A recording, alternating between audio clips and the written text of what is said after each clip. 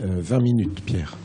Merci. Alors je voudrais quand même prendre le temps de remercier les organisateurs pour cette invitation et puis pour ce sujet qui n'a pas grand-chose à voir avec ce dont on vient d'entendre parler, puisque c'est beaucoup plus abstrait, mais qui est assez large aussi et qui, j'espère, pourra vous intéresser. C'est les traitements anti-infectieux non antibiotiques et ça couvre quasiment la médecine du Moyen-Âge jusqu'à celle du siècle prochain.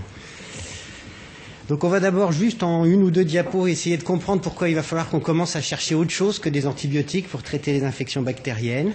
Et puis après, je vais parler assez longuement des agents biologiques actifs contre les bactéries qu'on pourrait essayer d'utiliser en thérapeutique. On dira un mot des phages, des peptides antibactériens et puis des oligonucléotides antisens. On parlera un peu d'immunomodulation et puis je terminerai sur ce qui est actuellement utilisable et qui est beaucoup moins sexy en termes de recherche scientifique. C'est la médecine que Louis XIV aurait probablement pu recevoir, la transplantation fécale, le miel, les asticots, etc. Donc le déclin de l'empire antibiotique, Christian vous en a parlé. Quelque chose qui n'est pas toujours souligné et que la directrice de l'OMS avait bien souligné en 2012, c'est que ce n'est pas juste le problème de traiter les infections et de l'infectiologie qui est menacé par ce déclin de l'empire antibiotique, c'est qu'il y a plein de pans de la médecine qu'on ne pourra plus exercer si un jour on a des bactéries qu'on ne peut pas traiter. Et vous, avec vos réanimations, vous êtes tout à fait concernés, mais il y a aussi les oncologies, les greffes d'organes, etc. C'est plein de progrès médicaux qui ont pu avoir lieu grâce au fait qu'on disposait d'antibiotiques pour prévenir les infections ou pour les traiter. Donc il faudrait sauver les antibiotiques. Mais est-ce qu'on peut vraiment sauver les antibiotiques ? Alors il y a des gens il faut bien sûr retenir qu'on doit les utiliser le mieux possible et qu'on va éviter l'émergence des résistances et qu'on a beaucoup de progrès à faire. Cependant, il y a des voix un peu discordantes qui disent que de toute façon, quoi qu'on fasse, on finira un jour par épuiser tous les antibiotiques qu'on développe et qu'on essaye de développer. Et les arguments pour dire ça, il y a d'abord dans un édito récent dans le New England, quelqu'un qui dit que même le bon usage des antibiotiques sélectionne les résistances. C'est-à-dire si vous donnez une semaine d'amoxicilline pour une pneumonie à pneumocoque, ça fait exactement les mêmes dégâts sur la flore que si c'est pour une angine virale. Il y en a un qui est du bon usage, l'autre qui est du mauvais, mais au fil du temps, on sélectionne quand même les résistances. Et puis le deuxième argument pour penser que la partie n'est pas sûre d'être gagnée, même si on devenait des très bons prescripteurs d'antibiotiques, c'est que la résistance aux antibiotiques, c'est un phénomène naturel en fait. C'est-à-dire que les antibiotiques sont des produits en général fabriqués par les bactéries pour leur compétition entre bactéries. Et donc dans la nature, les résistances existent avant même que l'homme utilise des antibiotiques. Et il y a une belle illustration de ça qui est parue il y a quelques mois dans le PLOS ONE, où ils ont retrouvé dans le Nouveau-Mexique, il y a des zones isolées de la surface de la Terre, 400 mètres en dessous de la surface, depuis plus de 4 millions d'années. Donc c'est des géologues qui ont fini par trouver ça en creusant des trous.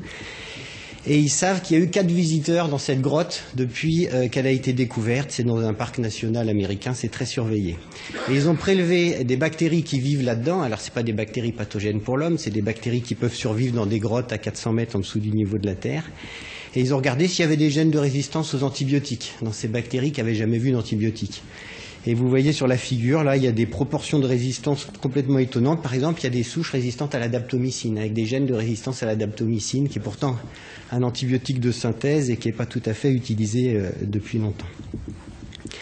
Et un autre exemple de la capacité des résistances antibiotiques à émerger même sans prescription d'antibiotiques, ça c'est une trouvaille un peu fortuite de l'équipe de Anne-Claude Crémieux à Garches, où ils avaient un modèle d'infection chronique osseuse à Sarmes chez le lapin, et ils testaient différents traitements, la daptomycine, l'inésolide, etc.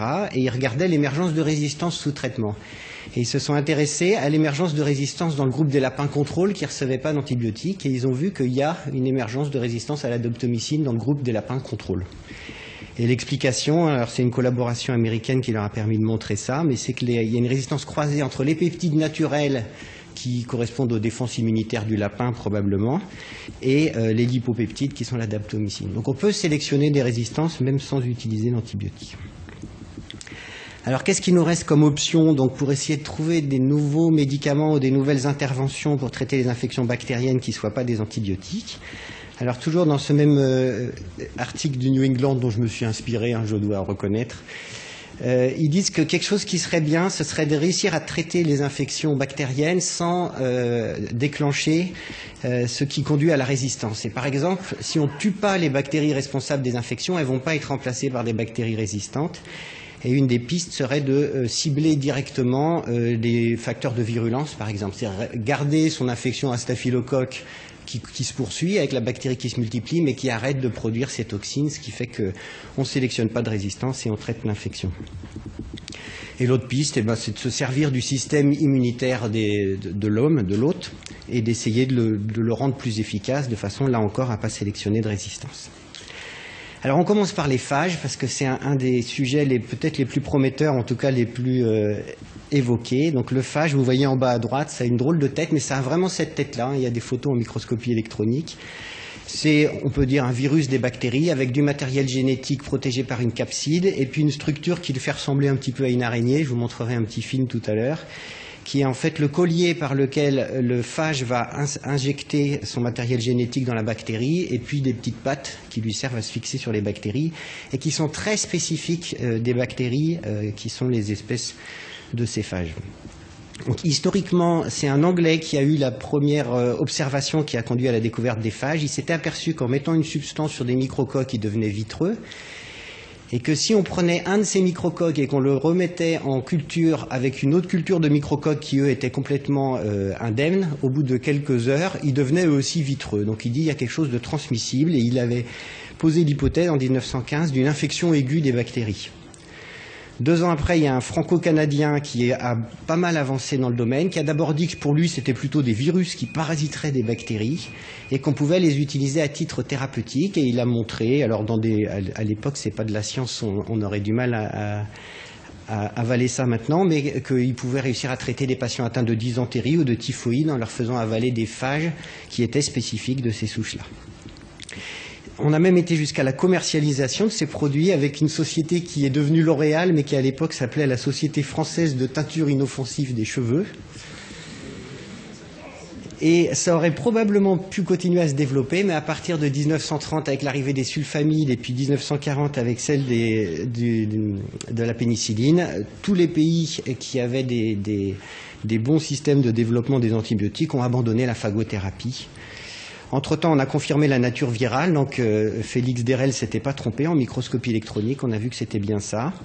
Et à l'Est, ils ont continué à développer beaucoup ça, et il y a un institut très célèbre qui est l'Institut Eliava en Géorgie qui a continué à traiter des milliers de patients avec ça, et il y a aussi un institut en Pologne qui l'a fait pas mal. La difficulté, c'est que tout ça a été fait quasiment sans publication scientifique. Enfin, il y a une revue récente aussi là-dessus où on voit que tous les papiers quasiment sont en polonais, donc c'est un peu difficile à suivre. Alors j'ai un petit film pour vous montrer à quoi ça ressemble, parce que c'est assez joli, si ça veut bien démarrer. Donc vous avez là votre bactérie.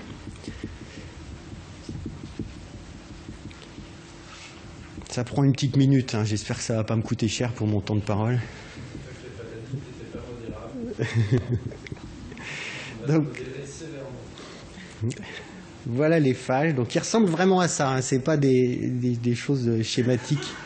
C'est un diaporama que j'ai piqué sur YouTube, pour vous dire la vérité.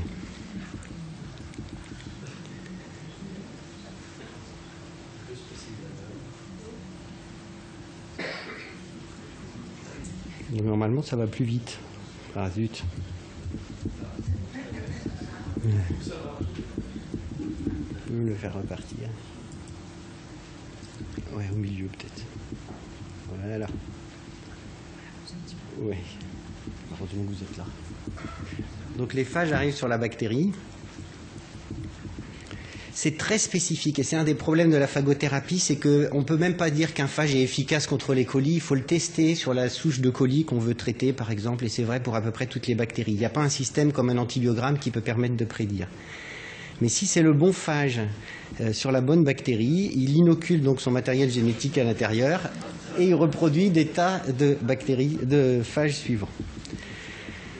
Un autre truc qu'il faut connaître sur les phages, c'est qu'il y a 2 cycles très différents dans le processus naturel de ces phages. Il y a un cycle qui est dit lytique et qui est celui qu'il faut absolument privilégier pour la thérapeutique.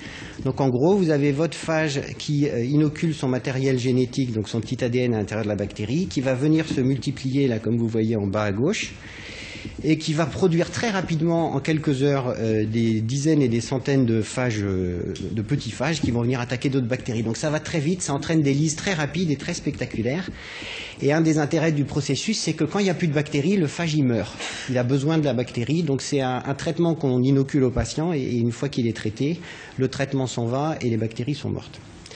Il y a un deuxième cycle qu'il faut absolument éviter, puisque c'est notamment à cause de ce type de cycle-là qu'on a maintenant des staphylocoques dorés qui sécrètent la toxine de pentonvalentine. C'est le cycle lysogénique dans lequel le phage s'intègre au matériel chromosomique de la bactérie et ne fait rien à la bactérie d'autre que s'intégrer. Et du coup, la bactérie, à chaque fois qu'elle se réplique, va multiplier les gènes qu'elle a acquis. Et quand c'est des gènes avec des facteurs de virulence, c'est ennuyeux. Et puis ça peut passer du cycle, donc ce cycle tempéré qui est dit lysogénique au cycle lytique, en fonction des facteurs extérieurs. Alors la phagothérapie, donc on a maintenant quasiment 100 ans de phagothérapie et on ne sait pas grand-chose. Ce qu'on sait, c'est que la spécificité d'action est vraiment un problème, c'est-à-dire qu'il faudrait trouver un moyen de pouvoir, avant de traiter un patient avec des phages, tester ses propres souches et rapidement. L'intérêt, c'est quand même que l'impact sur les flores sera quasiment nul, puisqu'on visera que la bactérie qu'on cible. La tolérance est supposée excellente, mais comme il n'y a pas beaucoup de papiers cliniques, c'est difficile à dire. On sait en tout cas que ces phages n'ont pas d'action sur les cellules des mammifères, donc a priori, ça ne devrait pas avoir beaucoup de toxicité sur les cellules humaines.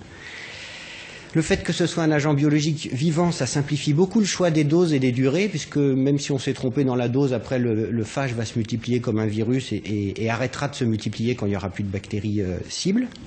Mais ça complique beaucoup la partie réglementaire. C'est pas facile de mettre au point, de demander une AMM pour des phages, et d'ailleurs il n'y en a pas actuellement. Et ça complique aussi la production et la conservation, parce qu'ils ont tendance à muter, et donc ça comporte quand même un certain risque de ce point de vue. Les gens qui l'utilisent disent qu'il faut sélectionner des phages avec un cycle lytique exclusif, donc pour éviter cette intégration du phage et puis la propagation à d'autres bactéries, puisque ce cycle lysogénique, donc il est inutile et il est éventuellement dangereux. Il faut exclure les gènes dangereux, donc il y a l'exemple de la toxine de pentonvalentine qui vraiment vient d'un phage et il ne faudrait pas être la personne qui a mis au point un traitement qui intègre le phage à tous les staphylocoques. Et puis, il faut mettre en place un test prédictif d'efficacité qui permettrait de trouver le pathogène qu'on cible, de faire un screening avec une bibliothèque de phages et de choisir lesquels on donne. L'alternative, c'est d'utiliser un cocktail de phages, et ça a été pas mal utilisé en Géorgie, c'est-à-dire que vous aviez un cocktail de phages contre les plaies infectées, un cocktail de phages contre les infections urinaires, et qui traite les pathogènes en question. Qu'est-ce qu'on a comme données cliniques chez l'homme? En usage topique, il y a quand même une étude randomisée en double aveugle dans les otites chroniques à Pio, avec 24 patients où ils avaient un cocktail de 6 phages, et ça marche bien. Comme c'était en double aveugle, c'est assez convaincant. Il y a l'efficacité clinique sur un score avec la douleur et puis l'aspect de l'oreille, et puis une efficacité microbiologique avec une disparition de la souche ciblée. Tolérance parfaite et disparition des phages au décours du traitement. Il n'y a plus de traces une semaine après, parce que comme la bactérie n'est plus là, ils ne peuvent plus être là non plus. Sur les ulcères de jambes, il y a une étude, mais c'est simplement une étude de tolérance. Donc c'est un cocktail anti-pio, anti-coli, anti-staph doré et c'est bien toléré. En prévention des diarrhées bactériennes, alors c'est même utilisé dans l'industrie agroalimentaire avec 3 produits qui ont une autorisation de la FDA pour la décontamination des aliments. Donc il y en a un, c'est contre la listériose, l'autre c'est contre les colis et l'autre c'est dans les salmonelloses. Donc c'est utilisé en agroalimentaire quand même. Et puis il y a des travaux en cours qui sont assez intéressants, qui disent que peut-être pour des grosses épidémies de choléra comme on a eu en Haïti, si on avait pu réagir assez vite et mettre dans les rivières qui étaient la source de l'épidémie à l'époque des phages qui après se distribuent et se multiplient à leur rythme, il y a peut-être un moyen avec les vibriophages de mettre fin aux épidémies. Donc tout ça c'est en cours et peut-être que dans 10 ou 20 ans on aura des armes intéressantes. Pour les diarrhées bactériennes, il y a eu pas mal d'essais cliniques, mais toujours avec la difficulté que ce n'est pas des études de très grande valeur. Et puis à l'occasion de l'épidémie de SHU en Allemagne en 2011, ils ont démontré qu'ils pouvaient en 72 heures, à partir de cette souche donc, qui était connue, mettre au point un phage qui était spécifique, qui n'était pas toxique et qui aurait pu être utilisé en clinique humaine. Mais le temps qu'ils découvrent tout ça, l'épidémie était terminée. Mais c'est aussi quelque chose d'éventuellement possible pour les épidémies à venir. Et enfin, sur les biofilms, alors c'est des données sur des sondes urinaires, la prévention de la colonisation à Pio. Si on met des monophages, le Pio, fidèle à sa réputation, sélectionne les résistances en 24 heures, donc il ne faut pas faire en monothérapie, mais c'est avec des cocktails, ça a l'air de bien marcher. Et sur les traitements des infections osseuses sur matériel, ça a une vraie activité sur le biofilm, et dans un modèle de rat, c'est très synergique avec la théicoplanine, c'est beaucoup plus efficace que la théicoplanine toute seule pour la guérison. Donc le souci principal, pour conclure là-dessus, c'est que ça a été utilisé pendant très longtemps, mais on n'en sait quasiment pas de comment c'était fait et surtout pas quel résultat ça donnait. Là, c'est une photo dans une des revues où ils montrent qu'ils inoculent à l'intérieur d'une cheville suspectée infectée avec une arthrite à staph des phages anti-staph, mais on a l'impression, et c'est ce qui est un peu dit dans cette revue, c'est que peut-être c'est une bonne idée, mais elle n'a pas été bien évaluée et du coup c'est difficile de l'utiliser. Sans gants. On enchaîne avec les bactériocines. Donc c'est des petits peptides antimicrobiens produits par des bactéries, très bien tolérés par voie orale, puisque finalement c'est aussi des produits de fermentation dans l'alimentation, donc l'organisme est habitué à être exposé. C'est actif essentiellement sur les bactéries gram-positifs à ce stade. Le spectre peut être assez variable et c'est assez facile à manipuler si on veut modifier un peptide qu'on trouve intéressant in vitro. Ça agit soit sur la membrane bactérienne, le plus souvent sur la membrane bactérienne et parfois sur les gènes de synthèse protéique. Et en gros, il y a deux mécanismes d'action principaux. Sur les grammes positifs, ça a plutôt tendance à venir traverser la membrane externe, enfin la paroi de la bactérie et venir se fixer sur la membrane et donc la lyser. Et sur les grammes négatifs, ça a le problème de la membrane externe et donc ça ne peut agir que s'il y a des transporteurs ou des porines spécifiques, ce qui fait que la recherche est un peu plus difficile. Mais une fois que c'est passé, par contre, ça a plutôt tendance à inhiber les processus intracellulaires, notamment l'ADN gyrase ou l'ARN polymérase. Je vous donne juste deux exemples qui ont l'air un peu plus avancés que les autres. Il y a un produit qui s'appelle la turicine CD, donc le groupe c'est le Sactibiotique. Alors bien sûr, si on a des nouveaux médicaments anti-infection, on va avoir des nouvelles classes à apprendre. C'est une bactériocine de classe 1, c'est synthétisé par un petit bacillus. Et dans ce travail-là, ils ont montré que in vitro, c'est aussi efficace que le métronidazole sur le Clostridium difficile avec la même bactéricidie, mais qu'il n'y a aucun impact sur la flore intestinale. Vous voyez sur la figure en bas, la répartition des différents groupes de bactéries dans la flore n'a pas bougé. Et puis le deuxième qui est un petit peu avancé, mais là on est beaucoup plus préliminaire que les phages, on n'a pas 100 ans d'histoire. C'est un peptide synthétisé par lactobacillus qui prévient la listériose, très efficace dans un modèle murin. C'est-à-dire si on donne ces peptides avant qu'ils soient exposés à la listeria, ils ne font pas de listériose. Si on les inocule avec les bactéries qui produisent le peptide avant de les inoculer par la listeria, ils ne font pas de listériose. Et si on les inocule avec des bactéries qui ne produisent plus ce peptide parce qu'ils ont été inhibés, elles feront la listériose. Dans les autres choses un peu nouvelles et modernes, il y a les oligonucléotides antisens, dont l'idée est très séduisante, et ça, on devrait pouvoir voir ça en thérapeutique peut-être dans pas très longtemps. L'idée est d'interférer avec l'ARN, c'est-à-dire que avant que l'ARN puisse servir à être traduit et à exprimer ses protéines, il y aurait un brin d'oligonucléotide qui serait complémentaire de ce brin d'ARN qui viendrait se fixer et qui l'éteindrait, qui l'empêcherait de s'exprimer. Au niveau de l'histoire, c'est plus récent aussi. Le premier à avoir eu l'idée, enfin les premiers, c'est Zamechnik et Stephenson en 78, où ils ont montré qu'avec un oligonucléotide qui était parfaitement complémentaire de l'ARN d'un virus obscur, qui s'appelle le Rousse sarcoma, on arrivait à inhiber sa synthèse protéique. Et après, il y a eu beaucoup de recherches pour voir comment on pouvait intégrer ces oligonucléotides antisens en thérapeutique. Le premier à avoir eu l'AMM, c'est le Fomivirsen, qui vous dira peut-être pas grand-chose, mais qui a été utilisé dans les États-Unis.